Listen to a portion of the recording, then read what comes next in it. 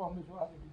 कोई रणनीति नहीं है, बेमेल निकाह है, और बेमेल निकाह टूटेगा। कब टूटेगा, कैसे टूटेगा, ये अलग बात है, लेकिन टूटेगा। मुख्यमंत्री का चेहरा अब तक सामने साफ नहीं किया गया, ना कांग्रेस ने ना आरजेडी ने। आरजेडी कह रही है कि तेजस्वी यादव मुख्यमंत्री बने।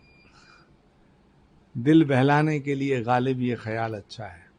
मुख्यमंत्री वो बनेगा जिसे बिहार की जनता चाहेगी, और बिहार की जनता नीतीश कुमार और प्रधानमंत्री नरेंद्र मोदी जी के चेहरे पे वोट देगी। राहुल गांधी बार बार ये कहते हैं कि वोट चोरी का इल्जाम लगाते हैं।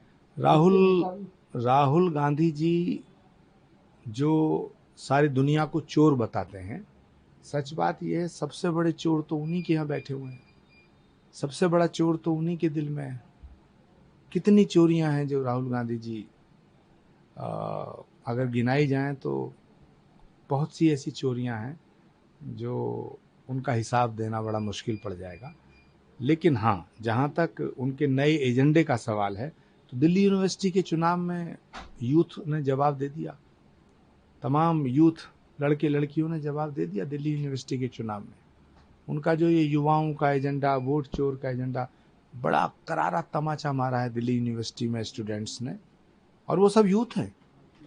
जिस यूथ को सड़कों पे उतार के भारत को नेपाल बनाने की धमकी दे रहे हैं और साजिश कर रहे हैं, जिस यूथ को सड़कों पे उतार करके इस देश को बांग्लादेश बनाने की साजिश कर रहे हैं, उस भारत के युवाओं ने राहुल गांधी जी को और उन जैसे तमाम लोगों को दिल्ली यूनिवर्सिटी के चुनाव में प्रचंड बहुमत से बीजेपी का समर्थन करके, एबीवीपी का समर्थन करके दूध का दूध पानी का पानी कर दिया। तो राहुल गांधी जी को समझना चाहिए कि कितनी बार हारेंगे। 55 साल के हो गए, 56 साल के हो गए, मुझसे 2-3 साल ही छोटे हैं। अब तो समझ आ जानी चाहिए। हे भगवान सद्बुद्धि दे।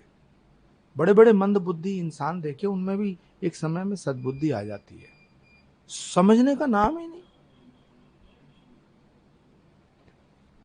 वो जो पूनम पांडे को लेकर अब विरोध हो रहा है कि लवकुश रामलीला कमेटी में मंदोदरी का रोल दिया गया है, क्या कहेंगे उसके लिए?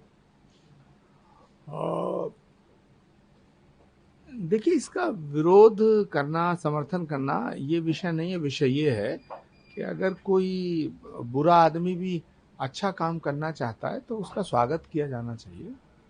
और ये तो पूनम पांडे को, अगर वैसे मैं जानता नहीं ज़्यादा उनको कि वो क्या करती हैं क्या नहीं करती हैं, लेकिन अगर रामलीला जैसे मंच पे आकर के और वो मंदोदरी का रोल करेंगे, मंदोदरी तो वैसे ही भगवान श्री राम की भक्त थी और रावण को समझाया उन्होंने।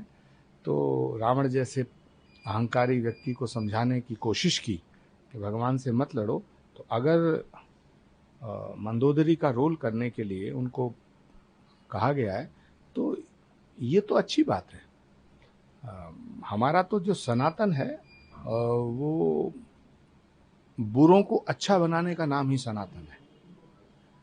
गलत को सही करने का नाम ही सनातन है, कि जो गलत रास्ते पे हैं उन्हें सही रास्ते पे लाने का नाम ही सनातन है। इसीलिए सनातन, फैनेटिज्म का नाम सनातन नहीं है, कट्टरता का नाम सनातन नहीं है।